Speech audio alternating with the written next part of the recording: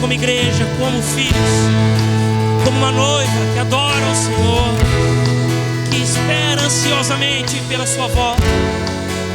Levante a sua voz em adoração a Ele. Vamos. Não fique calado. Levante a sua voz o mais alto que você puder.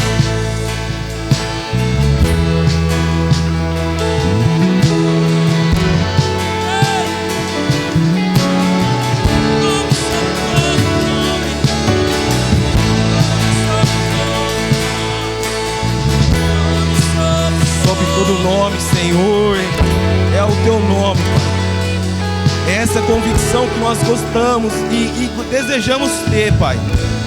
Que o Teu nome é sobre todo e qualquer nome, sobre toda e qualquer circunstância, sobre toda e qualquer adversidade que nos alcança, Pai. Queremos ter esse entendimento, Pai. Queremos ter essa compreensão de que aquilo que o Senhor um dia fez por nós naquela cruz não foi tão somente para cobrir os nossos pecados, mas foi para transformar a nossa vida, Pai. Para que as coisas deste tempo, as coisas que nos alcançam, não venham nos destruir, mas que através do Senhor, através do Teu nome, que é sobre todo nome, nós possamos, Pai, refletir e ser quem o Senhor deseja que nós sejamos, Pai. E esse é o nosso desejo, Senhor. Que verdadeiramente no nosso dia a dia, no nosso cotidiano, nós tenhamos essa convicção de que o Teu nome é sobre todo nome, de que Teu nome é sobre qualquer adversidade, de que Teu nome é sobre qualquer ausência que nos alcança, Pai. É esse o nosso desejo, é isso que nós esperamos através do Teu Espírito Santo, como Te buscamos, Pai.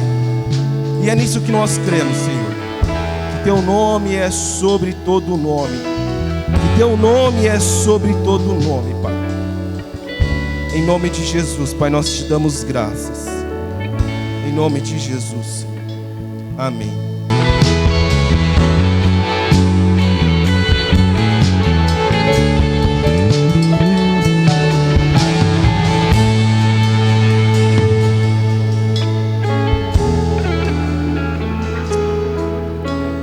Muito bem, muito bem. Estamos aqui, abra sua Bíblia.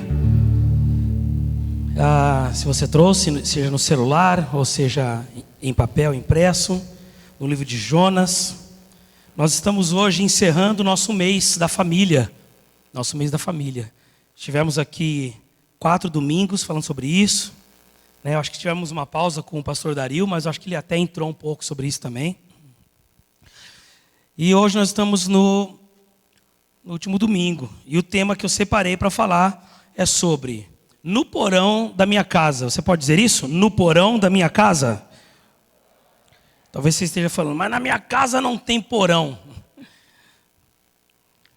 Vamos lá, Jonas capítulo 1. O que tem a ver Jonas com família, né? Essa é a primeira pergunta que a gente faz, né? Mas vamos lá. Jonas capítulo 1, versículo 3 diz assim: Mas Jonas fugiu da presença do Senhor, dirigindo-se para Tarsis. Desceu à cidade de Jope, onde encontrou um navio que se destinava àquele porto. Depois de pagar a sua passagem, o seu ingresso, né, para ingressar no navio, ele embarcou para Tarsis, então para fugir do Senhor. Só esse versículo. Senhor Deus, eterno Pai, estamos em Tua presença e nós queremos Te agradecer por estarmos aqui, ouvir a Tua voz, aprender mais a Tua palavra. E nós queremos sair daqui com mais entendimento e mais profundo na Tua palavra e na Tua presença. Em nome de Jesus, amém. Bom, o que tem a ver o livro de Jonas, ou esse texto, que Jonas saiu de Jope e fugindo para Tarsis? O que tem a ver com a minha família? Eu queria usar esse texto, quando eu estava preparando a palavra, né? Eu pensei em usar esse texto como uma aplicação do navio de Jonas com a minha casa. Então, toda vez que eu falar sobre o navio, eu queria que você pensasse na sua casa. Toda vez que eu falasse sobre o navio, queria que você entendesse como a sua família, como o seu casamento e como seus filhos. Amém? Amém? todas as vezes que eu falar isso. Então eu queria fazer essa aplicação, como ele representasse a nossa casa, a nossa família e o nosso casamento. Então o navio estava sendo preparado. O navio estava sendo preparado, era um navio cargueiro, carregava cargas, mas também era um navio de passageiro, porque Jonas entrou lá e pagou a sua passagem. Ele não entrou escondido, né? Ele pagou uma passagem. Tinha lá seus tripulantes, né? O capitão e tudo mais. Então o navio estava sendo preparado para uma viagem não muito complicada, de Jope a Tarsis. Se você olhar, entrando nada aqui os anjos, hein? Se você olhar assim a viagem, né? Talvez no mapa geográfico você vai ver que de Jope para Tarsis é uma viagem tranquila. Então o navio estava sendo preparado para uma viagem não complicada, uma viagem que ia durar alguns dias. Era uma rota que eles já estavam acostumados a fazer. E eles analisavam tudo isso, enfim. Então tudo estava acontecendo para que essa viagem, para que esse navio tivesse uma viagem bem sucedida. Tudo estava sendo preparado nessa rota que eles sempre faziam para que esse navio tivesse uma viagem tranquila, bem sucedida. O problema é que tinha tudo para dar certo, mas alguma coisa ia dar errado. Porque alguma coisa, que nós sabemos quem é essa coisa, que é Jonas, entrou nesse navio. Mas eles não sabiam. Jonas pagou pelo ingresso, pela sua passagem, e eles entraram.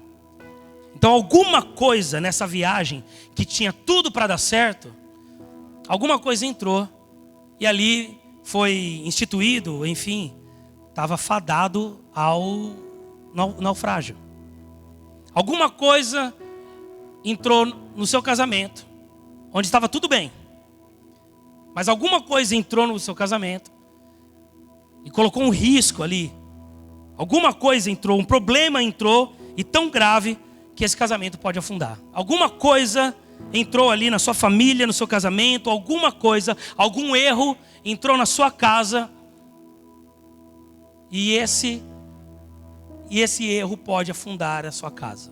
Esse erro pode afundar o seu casamento, esse erro pode afundar os seus filhos. Eles ali no navio não sabiam quem era Jonas e o que Jonas estava fazendo. Nós conhecemos a história, eles não. E nós sabemos que quem entrou naquele navio foi um desobediente. Né? Um desobediente. Jonas era um profeta desobediente. Quando a desobediência entra em nossa casa, quando a desobediência entra no nosso casamento, com os nossos filhos, nós colocamos em risco. Quando nós permitimos que a desobediência entre em nossa casa, nós colocamos toda a nossa família em risco. Jonas colocou todo aquele navio em risco. Mas o capitão não era o profeta. O capitão do navio não tinha pecado algum. Assim, qual o pecado que ele cometeu? O único erro do capitão do navio foi permitir que Jonas entrasse naquele navio. E eu quero fazer essa aplicação nessa manhã, com alguns pontos que nós vamos ver aqui nessa história de Jonas. Qual foi o primeiro erro então que aconteceu no navio que tinha tudo para dar certo, beleza? Um navio que tinha tudo para dar certo, que tinha todas as coisas certinhas, que já estava tudo organizado. O que aconteceu de erro? O primeiro erro ali, Jonas, ele pagou a sua passagem. Diz assim, versículo 3: Mas Jonas fugiu da presença do Senhor, dirigindo para Tarsis, desceu à cidade de Jope, onde encontrou um navio que se destinava àquele porto, depois de pagar a sua passagem. Quanto vale para alguém se aproximar da sua casa? Essa é a primeira pergunta que eu tirei dessa história. Lembrando, eu estou falando do navio, eu estou falando da sua casa, da minha casa. Quanto vale para alguém se aproximar da sua família? Qual é o custo? Qual é o custo para alguém se aproximar dos seus filhos? Como eu disse, o profeta, o capitão ali, ele não era profeta. O capitão ali não fez nada de errado, a não ser ter a sua passagem barata demais, ao ponto de Jonas conseguir pagar. Qual é o preço? O que uma pessoa tem que ter para se aproximar da sua família? O que uma pessoa tem que ter para se aproximar da sua intimidade? O que alguém tem que ter? O que? Status, dinheiro, ela tem que se vestir bem, ela tem que ser muito amiga, ela tem que ser sorridente, ela tem que pagar alguma conta sua, como ela tem que te convencer para entrar no seu casamento? Porque tem tudo para dar certo a nossa casa, a nossa família tem tudo para dar certo, porque instituir uma família não é só obediência a Deus, porque Ele disse isso, como é uma bênção de Deus. Então nós obedecemos a Deus e nós somos abençoados por Deus por constituir uma família. Então a nossa casa, a nossa família, os nossos filhos, o nosso casamento tem tudo para dar certo. Porém, qual é o custo? Qual é o custo que precisa para alguém entrar na sua vida? Foi isso que prejudicou. A primeira coisa que prejudicou ali a viagem de Jope para Tarsis. Quanto custa para alguém entrar na sua família? Nós temos que tomar conta disso. Antigamente, os critérios eram mais altos. Na nossa época, talvez não agora, mas talvez dos nossos avós. Se alguém queria conhecer a filha, não era assim? O pai ia lá e chamava o cara. Bom dia, senhor. Quem que é o rapaz? Não é assim? O critério era muito mais pesado. Eu comecei a conversar com a minha mãe e com meu pai. Falei, como que foi aí, Sidão? Como que você conheceu? Porque eu estava preparando a palavra, eu fui conversar com eles. Como foi para você conversar com o seu Silvino? Né? O pai, né? O vovô, né? Aí eu falei, o português brabo, né? O negócio era a família do Ramiro, ele sabe. O negócio era justo, né? Tinha essa. Se o pai não autorizou, não autorizou. Tinha as regras, os critérios eram muito mais altos. Preste bem atenção. Nós vivemos tempos e dias muito melhores do que nossos avós. Em tudo. A nossa saúde é melhor. A nossa medicina é melhor. A ciência evoluiu. Nós vivemos, você talvez vive uma vida financeira muito melhor do que os seus pais e muito melhor do que os seus avós viveram. Sim ou não? Vocês vivem muito melhor. As famílias de hoje vivem muito melhor do que antigamente. Mas antigamente não tinha tanta destruição em casamentos e família como hoje. Por quê? Porque existia um critério mais alto. Quanto custa para alguém entrar na sua casa? Quanto custa para alguém entrar no seu casamento? Quanto custa a sua intimidade? Quanto custa a vida dos seus filhos? A mentira, a desobediência, o erro, ele entra de uma forma sorrateira, imperceptível. Ela paga a sua passagem, ela entra porque o custo está baixo e ela entra. E assim é com toda a história, nós vimos isso lá no Éden, né? O quanto custou a desobediência para Adão e Eva? A queda do homem. Talvez no seu casamento custe o adultério, a pornografia, a prostituição, a mentira, a falta de paz, a perda da alegria. O que custa? Ou melhor, quanto custa? Porque isso vai gerar algo muito ruim. Nós precisamos restabelecer novos critérios. Nos dias de hoje, e principalmente para aqueles que já têm filho, vocês sabem disso. Nós precisamos restabelecer novos critérios. Nós temos que elevar o preço, o custo daqueles que se aproximam. Amém? Estão quietinhos hoje? Mas tá bom. Então vamos lá, aumente o preço a ser pago e estabeleça novos critérios. Segundo erro que eu vi, que fazia desse navio, que tinha tudo para dar certo, começar a afundar. Jonas, ele pagou o ingresso, Jonas pagou a sua passagem, ele foi até o porão. Jonas foi até o porão.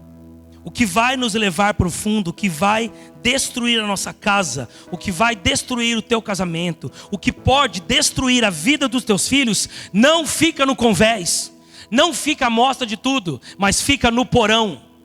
Lá no porão. Jonas entrou, e o problema não estava no convés.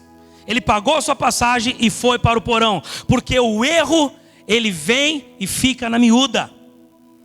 O erro fica escondido, a desobediência fica escondido, o adultério, a prostituição, a mentira, a ganância, todas as coisas que podem levar o seu navio, a sua casa, a sua família quebrar, elas não estão no convés, mas elas estão no porão. Elas estão no seu quarto, elas não estão na sala. Eu falei ontem aqui com os jovens que normalmente, se eu convido qualquer um de vocês para ir para minha casa, a primeira coisa que eu vou arrumar é a sala, a cozinha e o banheiro.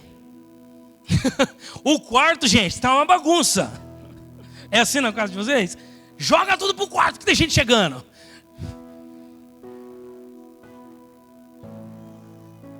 O erro, a desobediência, o desertor, ele está no porão, ele está no seu quarto. Não é onde todo mundo vê. Porque no domingo vocês chegam de mão dada aqui, mas na segunda está conversando sobre divórcio. O convés é onde todo mundo vê. Para o capitão não tinha nada de errado. Certo, Marlon? Não tinha nada de errado. Estava tudo conforme a prática da viagem.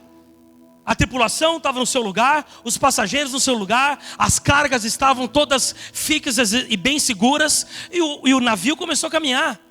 Porque no convés está tudo tranquilo, mas o problema estava no porão. O problema não está na sala onde todo mundo vê. O problema não está aqui agora onde todo mundo vê. Todo mundo de mão dada, abraçadinho. Mas o problema está lá no seu quarto. O problema está no relacionamento. O problema está na mentira. O problema está onde ninguém vê. É ali que o problema mora, que a doença mora, que a desobediência, que a desordem mora. E esse foi o problema desse navio, é isso que estava levando o navio a naufragar, porque o problema estava no porão. O problema estava no porão. E aí a chuva começa a descer, o versículo 4 e 5 começa a falar que ventos fortes começaram a soprar sobre aquele navio. E quando eu falo navio, eu estou falando sobre a sua casa. Ventos fortes começam a soprar contra a sua casa. E o mar começa a ficar bravo contra a sua casa. E as pessoas, os tripulantes começam a ficar desesperados. E você como comandante, talvez você não sabe o que está acontecendo. E você fica de lá para cá. Vocês estão entendendo esse paralelo? O comandante falou, o que está acontecendo? Eles começaram a se perguntar. O comandante olhava para o convés e via tudo em ordem. Está tudo certo, mas nós não estamos conseguindo equilibrar o nosso barco. Nós não estamos conseguindo dominar o nosso barco. E o vento vai nos virar. As águas vão entornar sobre nós. E aí eles começam a ficar preocupados. E o que eles começam a fazer? O que eles fazem? Olha só o versículo.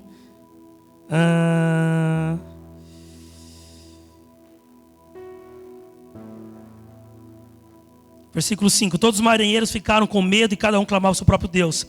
E atiraram as cargas para o mar, para tornar mais leve o navio. Terceiro ponto. E começaram a jogar as suas cargas. Pelo ingresso, a passagem está barata demais, o erro entra na sua casa. E o erro, ele se esconde no porão da sua alma, da sua casa, da sua família, do seu casamento, onde ninguém vê. E quando isso começa a acontecer, nós começamos a perder as cargas. E o texto começou a falar, o texto diz que os marinheiros começaram a jogar as cargas fora, para deixar o barco mais leve. A pergunta é, eles recuperaram essa carga? O texto fala isso? Eles recuperaram? Sim ou não? Não. Enquanto você não identificar o problema no porão da sua casa, você está perdendo cargas. Momentaneamente fica mais leve. Aparentemente, até consegue deixar o navio mais leve, mas ele vai afundar. O que são essas cargas? Confiança, o amor, a alegria, a paz, a verdade, a fidelidade. Quantos casais, quantas famílias, por não identificar o problema que está no porão, estão perdendo as suas cargas. E muitas não conseguem mais recuperá-las. É ou não é? Eu já conversei com casais que, de verdade, nós fazemos de tudo para dar certo. Estava conversando com a Fran esses dias. Nós olhamos para um, olhamos para outro e falar: não tem mais carga. Vocês conhecem casais assim? Alguém conhece? Você olha e fala: não tem mais carga. Não existe mais alegria. Não existe mais cumplicidade. Não existe mais amor. Não existe mais fidelidade. Já partiu, já acabou. Meu Deus, é só um milagre de Deus. Só um milagre. Enquanto nós, como famílias, homens, mulheres, filhos, porque todo mundo aqui, a questão aqui não é só o capitão, aqui é todo mundo, tem um porãozinho da alma. Enquanto cada um aqui não ir lá no porão e reconhecer o erro, a mágoa, a falta de perdão, tudo isso nos faz levar para o fundo. Enquanto não reconhecer isso, nós vamos perder as cargas. É claro que eu poderia abrir isso para muito mais problemas. Muito mais exemplos. Não é só na família, mas na amizade. Não é? Enquanto não se arruma o que está no porão da sua alma, você vai perdendo carga. Você vai perdendo a fidelidade, a alegria, a amizade, o relacionamento, a verdade. Você vai desconstruindo aquilo que você constrói. A mesma coisa sobre a nossa casa, esse navio. Eles tinham tudo para dar certo, mas ele estava prestes a afundar, porque o custo da passagem era barata, certo? Porque a mentira estava escondida no porão e eles estavam perdendo tudo aquilo que não era para perder. Preste bem atenção, não se joga cargas fora, se joga erros fora.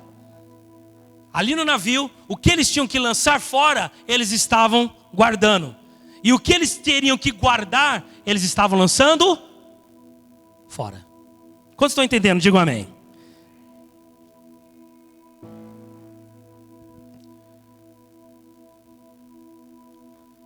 Então vamos continuar a história.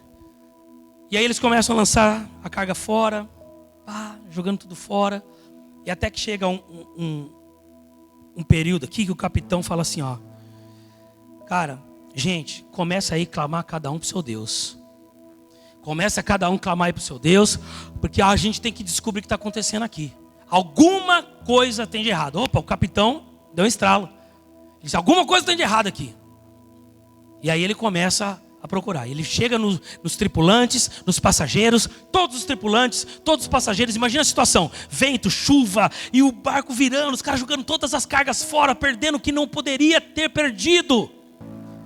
E aí o capitão olha para todo mundo, chama a tripulação, chama os passageiros e fala: olha, eu não sei qual é o teu Deus, mas eu quero que cada um aqui comece a clamar para o seu Deus, para ver aonde está o erro. Por que o capitão disse para todo mundo clamar? Por quê?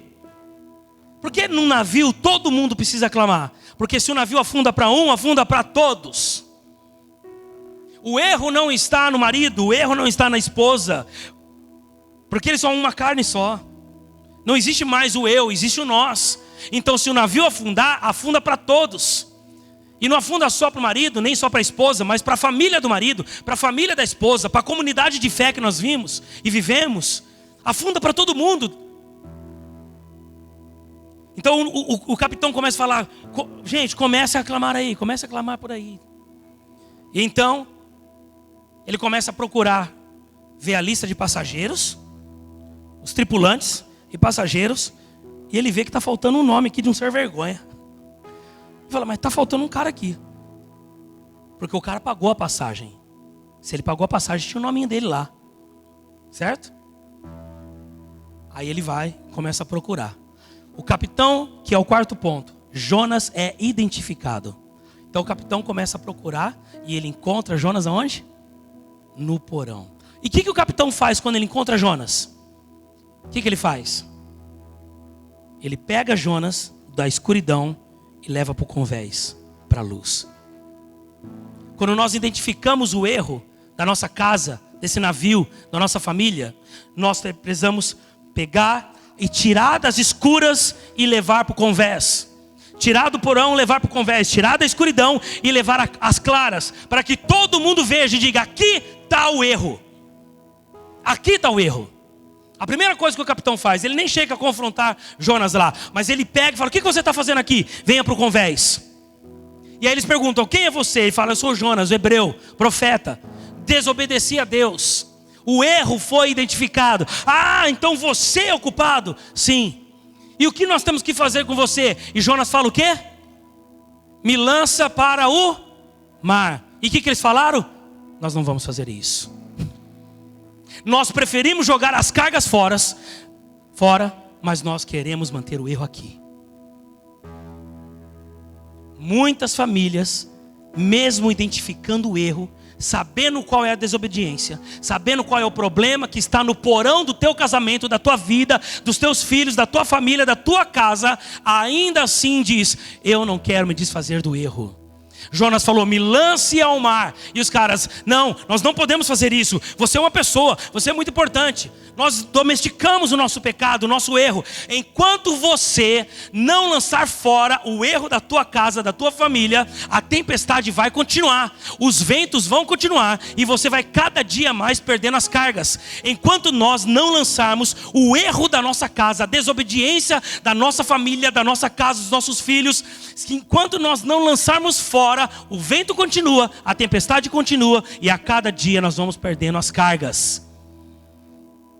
Você sabe aí o quanto você já perdeu de carga na sua vida, no seu casamento, na sua família, com os seus filhos, no relacionamento. Você já sabe o quanto você se desgastou, o quanto você já jogou cargas fora.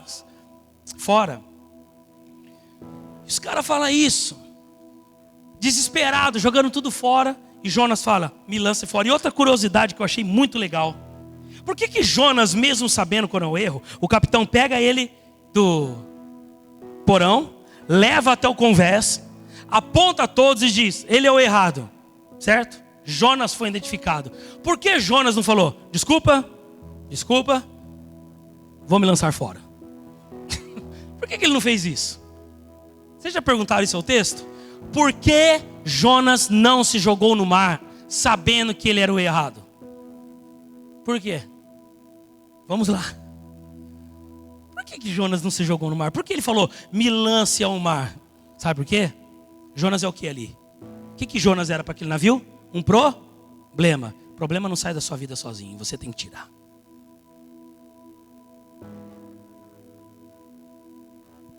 Se você não tomar a decisão de pegar o problema e jogar para fora, ele nunca vai sair da sua família. Ele nunca vai sair fora. E a mesma coisa de Jericó, né? Eu estava lendo esses dias para os meninos a história de Jericó. De Jacó. Josué. Nossa, tudo com J. A história de Josué. Ele venceu Jericó. Aí depois, estava lendo para eles a história. Foi muito legal. E venceram Jericó, porque tem a musiquinha: Jericó chegou ao fim, né? Tal, não sei o que, tal. Vem com Josué lutar em Jericó. Como que é essa história? Aí eu comecei a contar a historinha para eles. E aí não sei o que, tal. E aí eu vou que nem eu estou falando com vocês aqui. E pá, não sei o que. Eu vou fazendo uma história, porque eles vão ficando assim: e aí o que aconteceu? E as muralhas caíram. Tudinho. Eu falei: tudinho. Nossa, mas e eles dando a volta e tudo mais. Nossa, que louco. Eu falei: então, mas aconteceu uma outra história depois. A próxima guerra deles foi contra um povo que chamava Ai, que era muito menorzinho. O nome já diz, né? Ai. Muito pequenininho. E eles perderam. Aí o Samuel falou: mas como que eles ganharam de um problema tão grande, de um exército tão grande, e perderam o quê? Eles estavam cansados? Eles já tinham lutado muito, tinham desgastado as armas deles? Que começa a curiosidade. Eu falei: não. Josué fala: Deus, mas o que está acontecendo aqui? O que Deus fala? Josué, o que você está perguntando? Tem erro aí no arraial, tem desobediência aí no arraial. Enquanto você não lançar a desobediência fora, enquanto você não lançar o erro fora, vocês vão perder. Porque não é a habilidade que você tem sobre a sua família que sustenta e mantém de pé a sua casa, mas é a presença do Senhor. É a presença do Senhor. Enquanto não lançarmos o erro fora, a desobediência fora, a mentira fora, enquanto não identificarmos o nosso porão, trazemos as claras, a luz, nós continuaremos perdendo cargas. E continuaremos perdendo a nossa família. A sua casa tem tudo para dar certo. O seu casamento tem tudo para dar certo, porque é uma obediência e uma bênção de Deus. Os seus filhos têm tudo para crescer na presença de Deus, amém? E serem homens e mulheres guiados pelo Espírito Santo. Porém, quanto é o custo para entrar na sua casa? Porém, o que tem no porão da sua casa? Porém, quais as cargas que você tem perdido por não identificar o erro? Porém, você tem lançado fora o problema? Porque enquanto nós não fizermos isso, nós continuaremos a estar fadados à queda. Jonas, por que você fez isso? Porque o nosso navio estava tranquilo, por que você entrou aqui? Talvez era a pergunta deles, né? Você está desobedecendo a Deus, você é um profeta, por que você fez isso? Talvez a resposta de Jonas é: eu estou aqui porque a passagem estava barata.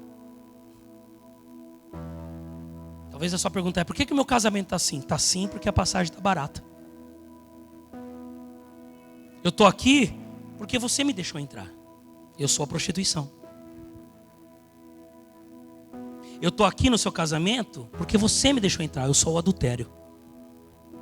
Eu estou aqui no relacionamento com seus filhos porque você me deixou entrar. Você me deixou entrar na sua casa. Se o capitão perguntasse para Jonas, seria isso.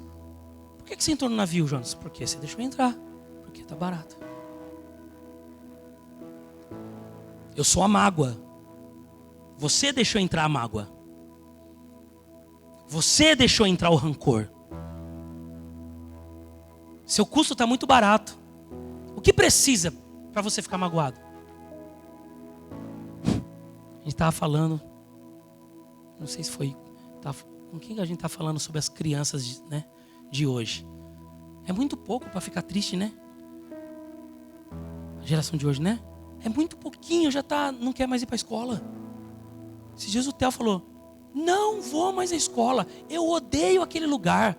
Eu falei: que palavras fortes para um menino de 4 aninhos. Eu falei: por quê? Porque quando a professora fez assim, eu não consegui colocar o dedo e eu perdi. Eu falei: caramba, velho. Na minha época eu pegava a mão da professora e mordia. Eu não consegui, eu quero de novo. Nós era mais guerreiro, né? As crianças hoje são... E às vezes nós somos assim como crianças. O quanto custa para a mágoa entrar na tua família? Quanto custa para a falta de perdão entrar no teu relacionamento? Quanto custa para a mentira, para a vaidade, para o adultério, para a prostituição? Quanto custa para entrar na sua casa? Quanto custa para entrar nos seus relacionamentos? Muito pouco. Precisamos aumentar nossos critérios. E eu quero concluir com isso. Se não identificarmos o problema e trazê-lo do porão para o convés, trazer das trevas para a luz e não lançarmos fora a cada dia que passa, vai aumentar a intensidade da tempestade. Vai aumentar as perdas das nossas cargas. Então, por favor, que como família, baseada no Evangelho, na verdade, e entendendo de fato, que eu gostaria muito que vocês realmente saíssem daqui entendendo esse paralelo, essa aplicação que eu fiz entre o navio e a nossa casa, que de verdade você possa estabelecer novos critérios na sua casa. Amém? Sabe por que você precisa estabelecer novos critérios na sua casa? Olhe bem para mim. E eu encerro com isso. Porque a sua família é o bem mais valioso que você tem. Se você ganhasse hoje 10 milhões de reais. 10 milhões de reais. Maravilha, ia pagar metade das minhas dívidas. 10 milhões de reais. Na mão de quem você colocaria esses 10 milhões de reais? Na minha mão mesmo, quase não ficaria, porque eu não sei nem lidar com esse dinheiro. Se você ganhasse 10 milhões de reais, o que você faria? O que você faria, Ramiro? Colocaria na mão de alguém que vai saber aplicar o teu dinheiro. Certo ou não? Pagaria metade das contas, pelo menos. Sobraria 5 milhões. E aí, os outros você colocaria na mão de alguém que vai aplicar o seu dinheiro. É isso ou não é? Certo? Certo, Corandim? É isso. Agora, por que a minha família pode ficar na mão de qualquer um? Estão entendendo? Por que se nós ganhássemos 10 milhões, você teria preocupação de colocar na mão de um cara profissional que vai cuidar do seu dinheiro e fazer multiplicar? E na sua família, pode ser de qualquer jeito. O relacionamento dos nossos filhos pode ser com qualquer um. A hora que eles dormem, o que eles estão assistindo, o jeito que nós tratamos o cônjuge, o marido para a mulher para o marido, na cama, na cozinha, no sofá, na conversa, no relacionamento, com os amigos. Por que os nossos relacionamentos podem ser de qualquer forma? Sabe por quê? Porque nós somos uma geração que dá mais valor para o dinheiro do que para a família. Dá mais valor para o dinheiro do que para relacionamentos. Mas nós precisamos mudar. Nós vamos mudar isso. Nós vamos aumentar os nossos critérios e entender que a família é o nosso bem mais valioso. Eu posso perder tudo na minha vida, mas a minha família eu preciso guardar. Eu preciso guardar. Amém? Era isso que eu tinha para passar para vocês. Eu espero que realmente esse paralelo que eu fiz com o navio e a sua casa não seja tão viajado, mas você entenda, tá bom? Então, recapitulando: cuidado com a passagem para entrar na sua casa. Cuidado com o que tem no porão da sua casa. Cuidado para não perder as cargas. E identifique e lance fora todo o erro e todo o problema. Fique de pé e vamos orar ao Senhor. Se você estiver com a sua família, você pode abraçar, ficar juntos. Se você estiver aí sozinho e quiser orar com alguém, vamos fazer isso. Vamos ter um momento agora de orar pela nossa casa, pela nossa família. Se quiser liberar as crianças lá em cima para estar orando com a família, e alguém puder trazer elas, pode fazer isso também. Amém? Enquanto os instrumentos vão tocando, enquanto eles vão tocando e as crianças vão descendo, eu quero que você já comece a orar pela sua casa, pela sua família. Comece a profetizar pelos seus filhos e comece a dizer: Jesus, me ajuda, Pai. Me ajuda a identificar o problema que está no porão da minha casa. Jesus, me ajuda, porque eu não quero perder cargas. Eu não quero perder o amor, a alegria, a paz. Eu não quero perder a confiança. Eu não quero perder para mágoa, para o desentendimento. Pai, me ajuda a pegar o que está errado no escuro e levar para as claras. Porque quando nós levamos para a luz, então nós temos mudança, nós temos transformação. Comece a orar pela sua família. Abraça a sua família em nome de Jesus. Vamos adorar ao Senhor enquanto você está orando. E o Senhor te abençoe e faça brilhar teu rosto em ti e conceda sua graça e te dê paz.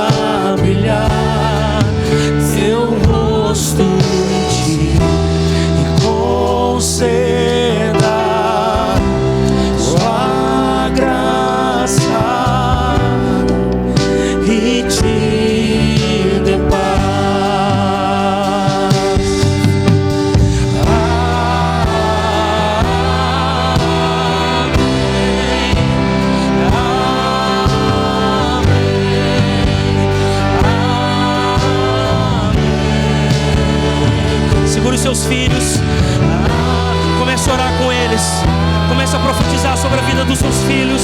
Vamos, igreja. Amém. Amém. A bênção.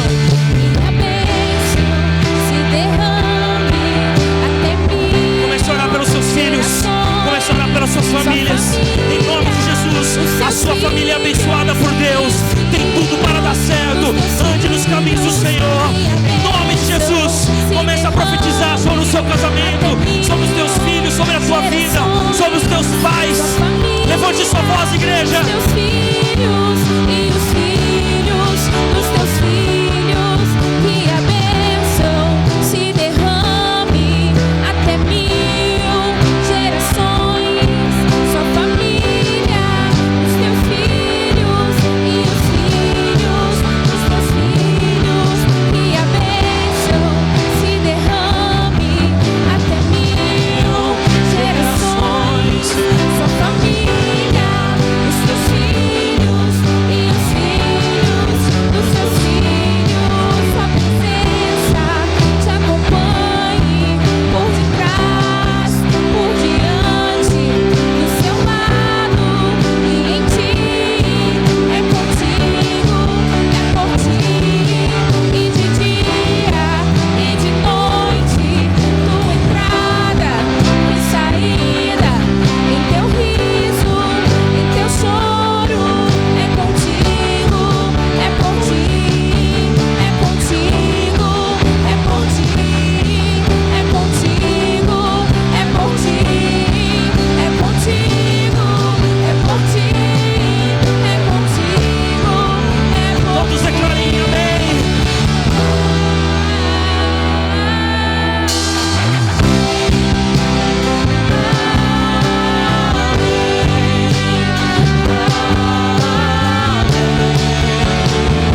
Quantos creem?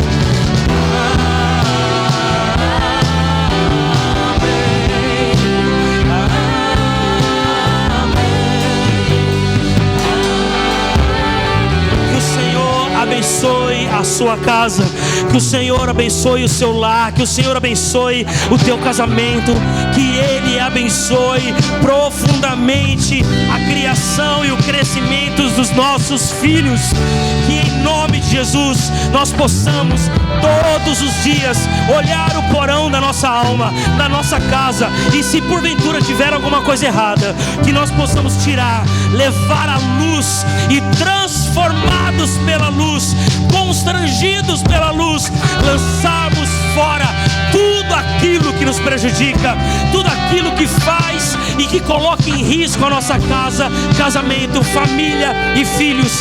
Que em nome de Jesus possamos ser famílias prontas, maduras e preparadas para lançar toda desobediência, todo erro, todo pecado obscuro para fora da nossa casa, em nome de Jesus. O pecado não pode estar na nossa casa, o pecado não pode habitar em nossa família, em nome de Jesus. Que nós possamos ser transformados por essa palavra. Amém, amém e amém. Aplauda o nome do Senhor Jesus. Glórias a Deus. Glória a Deus. Deus abençoe sua casa, Deus abençoe tua família. Dê um abraço aí nos seus. Diga: eu te amo.